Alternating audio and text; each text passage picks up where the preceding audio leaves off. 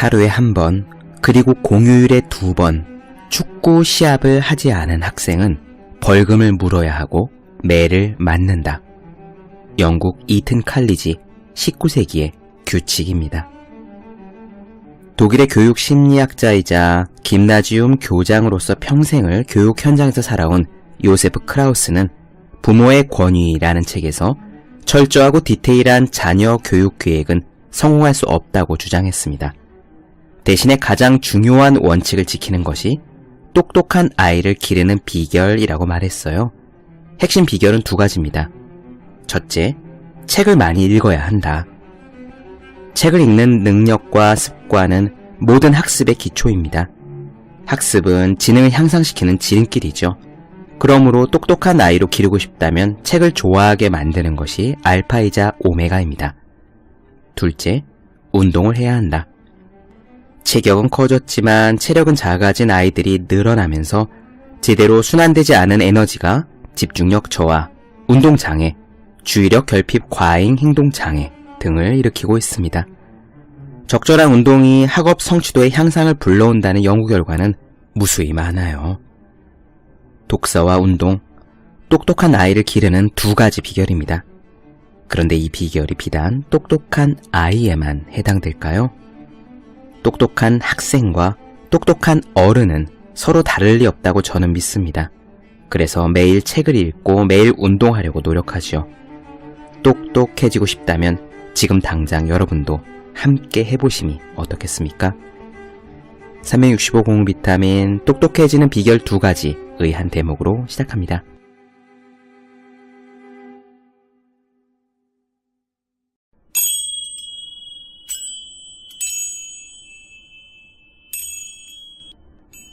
네, 안녕하세요. 본격 공부자극 팟캐스트 서울대는 어떻게 공부하는가 한지호입니다. 우리는 지금 앤서니 라빈스의 내 안에 잠든 거인을 깨워라를 보고 있습니다. 지난 시간에는 감정에 대한 이야기를 나누어 드렸죠. 우리 사람들은 보통 우리의 감정을 우리가 스스로 컨트롤하지 못한다고 생각하면서 부정적인 감정, 두려운 감정이 들면은 그것을 회피하거나 부인하거나 자기 연민에 빠지는 별로 좋지 않은 전략을 쓴다라는 이야기를 말씀드렸습니다. 하지만 이렇게 부정적인 감정들에서 도망만 치려 한다거나 애써 부인한다거나 하면은 우리는 결국 그 감정들을 극복해내고 좋은 쪽으로 활용하기 어려울 겁니다. 그래서 앤서니 라빈스는 그런 감정들을 그대로 인정하고 그 감정으로부터 무언가를 배울 수 있는 적극적인 행동을 취해야 된다고 이야기해요. 그는 특히 부정적인 감정들을 행동신호라고 부른다고 했습니다. 부정적인 감정이 드는 즉시 어떻게 그 감정을 극복하려는 적극적인 노력을 기울인다는 점에서 감정을 행동신호라고 불렸던 거죠. 또 지난 시간에 말씀드리기를 사람은 자신의 감정을 스스로 컨트롤할 수 있다는 점을 깨달아야 한다라고 했습니다. 기분이 좋아지는 데는 어떤 특별한 이유가 필요 없고 반대로 기분이 나빠지는데도 우리가 슬퍼지는데도 사실 특별한 이유가 필요 없다는 이야기였어요. 그래서 자신이 살아있다는 이유만으로 그리고 그렇게 하고 싶다는 이유만으로도 지금 당장 우리는 기분이 좋아지겠다고 결심할 수 있다라고 말씀드렸습니다. 감정을 다스리는 방법에 대해서 그 이야기들 이어가 보도록 하겠습니다. 오늘은요, 감정을 다스리는 6가지 단계에 대해서 말씀을 드리고요. 그 다음에 우리에게 힘을 주는 중요한 감정들에 대해서 다시 한번 짚어보고자 합니다. 먼저 감정을 다스리는 단계에 대해서 시작해 보도록 하죠. 오래 말씀드리지 않고요. 바로 시작하겠습니다.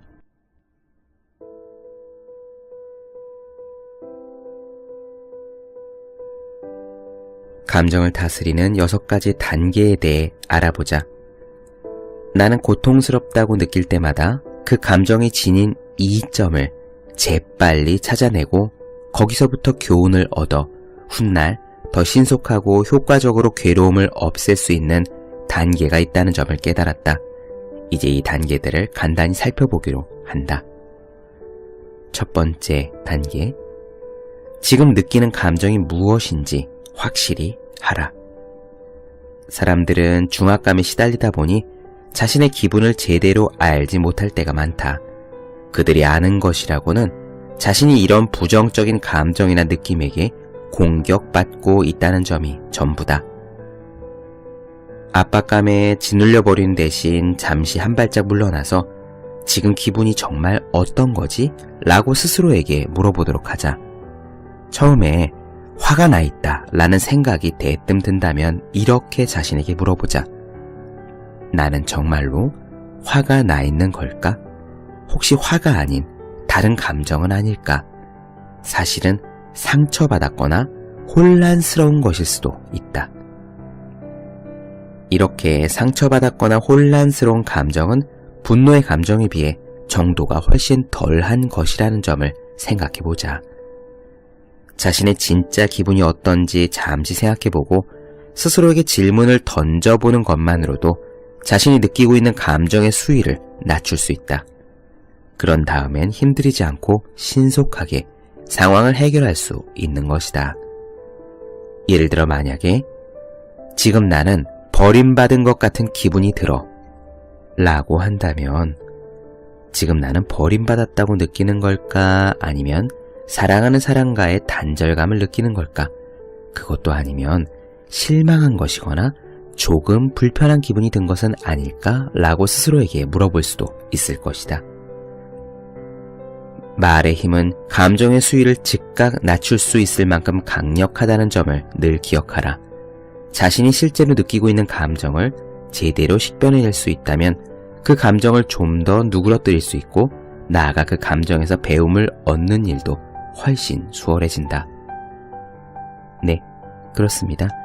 부정적인 감정이 들었을 때 거기에 막 휩싸여서 감정을 점점 키우기보다는 지금 내가 느끼는 감정이 정확하게 뭐지? 라고 객관적으로 한번 꼼꼼히 살펴보는 것이 필요하죠. 잘 살펴보면 앤서니가 말했듯이 화가 치밀어 오르는 것이 아니라 조금 당황한 정도 혹은 불편한 정도일 수도 있을 거고요. 누구에게 버림받았다라는 지극히 부정적인 감정이 드는 대신에 약간 실망한 정도라는 생각으로 스스로 고쳐 먹을 수도 있을 겁니다. 우리가 어떤 감정을 겪고 있는지 바라보는 것이 첫 번째예요. 이것은 명상들에서도 동일하게 가르치는 겁니다. 관법, 바라보는 거죠. 명상은 바라보는 것에서 시작합니다. 우리가 널리 알려진 마음 챙김 명상 같은 것도 마찬가지예요. 그 기본 첫 번째 단계는 지금 무슨 생각이 드는지, 어떤 기분이 드는지 우리의 마음 상태를 알아차리는 것이 기본이거든요. 명상을 통해 집중적으로 우리가 우리의 마음을 챙길 수 있다면 마음 상태가 어떤지 알아보는 연습을 할 수 있다면 이렇게 평상시에 뭔가 부정적인 기분이 들었을 때 그 기분에 막 끄달려가지 않고요. 내 마음 상태가 어떤 거지 한번 꼼꼼하게 살펴볼 수 있는 힘을 갖게 됩니다. 두 번째 단계로 넘어가 볼까요? 두 번째 단계는 어떤 감정도 내게 도움이 되는 것으로 받아들여라 입니다. 당신은 결코 자신의 감정을 잘못된 것으로 만들고 싶지는 않을 것이다. 자신이 느끼는 감정이 잘못되었다라는 생각은 다른 사람들은 물론 자기 자신과도 허심탄회하게 이야기를 나눌 수 없게 만드는 장애물이 된다. 두뇌의 일부가 도움이 되는 신호, 즉 삶의 어떤 측면에 대한 인식이나 행동을 바꾸라는 신호를 보내주는 것을 감사하게 여기자. 어떤 감정을 잘못되었다고 생각한다고 해서 그 감정이 누그러지는 경우는 거의 없다. 저항하면 더욱 끈질기게 버티는 법이다. 그 반대로 자신이 경험하는 모든 감정에 대해 감사하는 마음을 가지면 그 감정이 마치 관심을 바라던 어린아이처럼 즉시 누그러지는 것을 경험하게 될 것이다. 네, 그렇습니다. 앤서니 라빈스는요, 아까 첫 번째 단계에서 일단 어떤 감정인지 정확히 바라보았으면은 그 다음에 이어서 바로 그 감정에 대해서 즉각 감사하라고 이야기합니다. 지난 시간에 어떤 감정이든 그것을 행동 신호, 액션 시그널이라고 부르기로 했다고 말씀드렸죠. 바로 이런 겁니다. 부정적인 감정이 들렀더라손 치더라도요, 그 감정이 즉각 어떤 것이든 내게 도움이 되는 감정이다, 감사하다, 웰컴이라고 생각하자는 거예요. 나쁜 감정이 들더라도 일단 결국 어떻게든 나에게 도움이 될 것이다. 그러므로 일단 감사하는 행동 신호로 받아들이면은 그 부정적인 감정이 순간 누그러진다라고 앤서니는 이야기합니다. 이러한 조언에서요, 중요한 전제가 하나 깔려 있어요. 들으시면서 눈치채셨나요? 어떤 부정적인 감정일지라도 내게 도움이 되는 것으로 받아들인다는 그 생각에는요, 결국 나는 어떤 일이 있던 간에, 어떤 우여곡절을 겪던 간에 결국 잘 되고 말 것이라는 확신이 전제로 깔려 있습니다. 지금은 당장 부정적인 생각이 들더라도 그것이 어떻게든 좋게 작용하리라고, 그러니까 감사하라고 이야기하고 있는 거거든요. 다음 단계로 넘어가 보겠습니다. 세 번째 단계는 그 감정이 뜻하는 바를 생각해 보라입니다. 어떤 감정을 느끼기 시작하면 그 감정이 어떤 의미인지 곰곰이 생각해 보라. 상황을 개선한다면 지금 당장 어떤 일을 할 필요가 있을까? 예를 들어 외로운 기분이 든다면 사실은 사방에 친구들이 있는데도 현재 상황을 외롭다고 잘못 해석한 것은 아닐까? 내가 친구들에게 찾아가고 싶다고 하면 그 친구들도 내게 찾아와 주지 않을까? 이 외로운 감정은 혹시 다른 사람들에게 더 먼저 자주 손을 내밀고 관계를 맺으라는 신호가 아닐까? 라는 식으로 생각해 보라. 자신의 감정에 대해 생각해 볼 만한 질문 4가지를 소개한다. 나는 어떤 기분을 정말 느끼고 싶은가? 지금까지 느꼈던 기분을 느끼기 위해서는 어떤 것을 믿어야 하나? 지금 당장 해결책을 마련하고 이 일에 대처하려면 무슨 일을 해야 하나? 여기서 어떤 점을 배울 수 있나? 이런 식으로 자신의 감정에 대해 호기심을 갖고 곰곰이 생각하면 지금뿐만 아니라 앞으로도 중요한 감정들을 많이 발견할 수 있을 것이다. 네 번째 단계, 자신감을 가져라. 자신의 감정을 즉시 다스릴 수 있다는 자신감을 갖도록 하라. 감정을 조절하는 가장 쉬우면서도 빠르고 효과적인 방법은 비슷한 감정을 느꼈지만 그 감정에 성공적으로 대처했던 기억을 떠올려 보는 것이다. 과거에 잘 대처한 적이 있다면 지금도 분명 잘 대처할 능력이 있다. 이전에 이 행동 신호를 만나서 잘 해결한 적이 있다면 당신은 이미 자신의 감정 상태를 바꾸는 수단을 가지고 있는 셈이다. 그러니 지금 당장 시간을 내어 같은 종류의 감정을 느꼈던 때를 생각해보고 그때 어떤 긍정적인 방식으로 해결했는지도 떠올려 보라. 예를 들어 기분이 우울하다면, 그리고 전에 그런 우울한 기분을 느꼈던 경험이 있다면 그때는 어떻게 했더라? 라고 자신에게 물어보는 거다. 조깅을 하거나 친구들에게 전화를 거는 등 새로운 행동을 취하지는 않았었나? 어떻게 했는지 기억이 난다면 지금도 그때 했던 것처럼 해보라. 그러면 그때와 비슷한 결과를 얻을 수 있을 것이다. 네, 그렇습니다. 과거의 성공 경험을 잊지 않고 떠올리는 것은 굉장히 중요하죠. 저 같은 경우에는 부정적인 감정, 그것이 우울감이 되었던, 무기력함이 되었던, 공부하기 싫거나 일하기 싫은 감정이 되었던 그런 상황에 처하면은 운동을 하려고 합니다. 예전에도 그런 감정을 겪었을 때 땀을 흠뻑 흘리고 나면 기분이 순간 좋아지는 것을 여러 차례 경험했기 때문에 바로 운동을 하려고 하는 거예요. 이것은 마치 성공 경험을 인식하고요, 이 성공 경험을 상비약처럼 생각하는 겁니다. 왜 있잖아요. 소화불량에 자주 걸리시는 분들은 소화가 안 되면은 손이 쉽게 닿는 곳에 소화제를 놓고 그것을 꿀떡 삼키시지 않습니까? 그것과 똑같은 겁니다. 소화불량에 걸리면은 큰 고민하지 않고 소화제를 드시듯이 우울감이나 화처럼 부정적 감정에 휩싸이면은 다른 고민 크게 하시지 말고 과거에 이것에 어떻게 대처해서 효과를 보았는지를 떠올려서 그것을 그대로 소화제에 삼키듯 해보시는 거죠. 다음 단계 넘어가 보겠습니다. 5번째 단계는요. 지금뿐만 아니라 앞으로도 이런 감정을 잘 다스릴 수 있다고 믿는 겁니다. 당신은 좋은 계획을 세움으로써 앞으로도 이 감정을 잘 다룰 수 있을 거라는 확신을 가지고 싶을 것이다. 그럴 수 있는 한 가지 방법은 과거에 어떻게 했는지를 돌이켜보고 미래에 이 행동 신호가 나타나면 어떻게 할지 미리 연습해 보는 것이다. 그 상황을 손쉽게 해결하는 자신의 모습을 보고 듣고 느껴보도록 하라.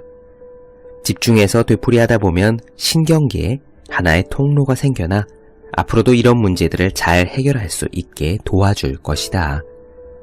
종이를 한 장 꺼내놓고 어떤 행동 신호가 나타났을 때 자신의 인식을 바꾸거나 자신의 느낌을 전달하는 방법을 바꾸거나 그 특정 상황에서 취하는 행동을 바꿀 수 있는 방법을 서너 가지쯤 더 적어보도록 하라. 마지막 6번째 단계, 적극적으로 나서서 행동하라. 이제 당신은 5단계를 모두 배웠다. 자신의 실제 느낌을 판단하고 그 감정에 대항해 싸우기보다는 감사히 받아들이며 숨은 뜻이 무엇인지 생각해보고 교훈을 얻었으며 과거의 효과적인 전략들을 본받아 지금 어떻게 대처할지 생각해본 후에 미래에 닥칠 상황을 가정해 연습을 해보고 자신감을 가지게 된 것이다. 이제 남은 한 가지 단계는 적극적으로 나서서 행동하는 거다. 지금 당장 이 감정에 제대로 대처할 수 있다는 것을 증명해 줄 만한 행동을 취하라. 자신을 좀먹는 감정을 붙들고 앉아있지 말라. 당신이 만들어낸 새로운 규칙들이 지금 현재뿐만 아니라 앞으로도 이 감정을 다룰 때 느끼는 방식을 바꾸어 놓을 것이다. 이 6단계를 거치면 앞으로 어떤 감정도 잘 다스릴 수 있다. 같은 감정을 계속 되풀이해 경험한다면 그 패턴을 파악하고 짧은 시간 안에 변화를 일으키는데 이 6단계 전략이 큰 도움이 될 것이다. 그러니 이 단계를 활용하는 연습을 하도록 하자. 다른 새로운 것들과 마찬가지로 이 전략 역시 처음에는 귀찮게 느껴질지 모른다. 그러나 계속 써보면 점점 더 사용하기 쉬워질 것이고 지금까지는 감정의 지뢰밭이라고 생각했던 것들을 요령있게 헤쳐나가게 될 것이다. 여기서 또 한 가지, 감정을 다스릴 가장 좋은 때는 처음 그 감정이 느껴질 때라는 점을 명심하라. 감정이 걷잡을 수 없이 커진 후에는 다스리기가 더욱 힘들다. 잡초는 더 자라기 전에 뽑아야 한다 라는 것이 나의 철학이다. 행동 신호가 나타날 때마다 즉각 이 6단계를 따른다면 어떤 감정도 재빨리 가라앉힐 수 있을 것이다. 부정적인 감정, 즉 행동 신호가 들 때마다 바로 이 6가지 단계를 가능한 한 빨리 시작하는 것이 좋지요. 언젠가 제가 공부 비타민에서 언급드렸는지 기억나실지 모르겠지만 베개 누르기라는 것이 있습니다. 일본의 전설적인 검객 미야모토 무사시가 오륜서에 남긴 이야기예요.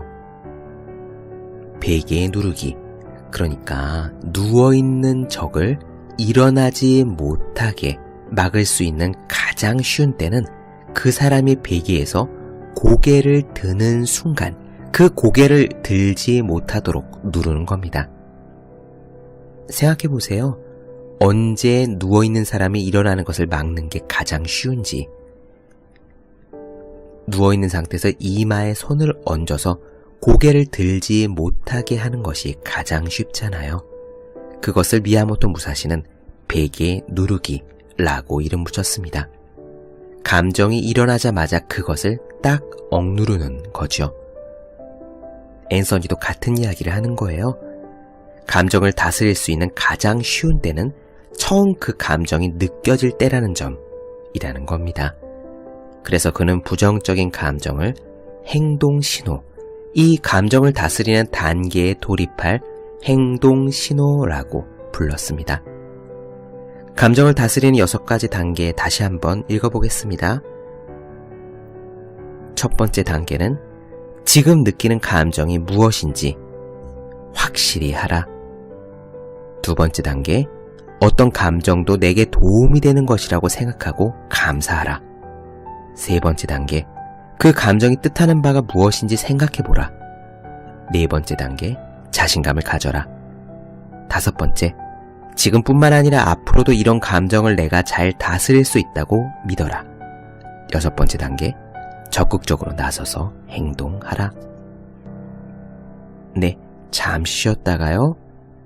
우리가 평상시에 가지면은 좋은 긍정적인 감정들에 대해서 이야기를 조금 더 이어나가도록 하겠습니다.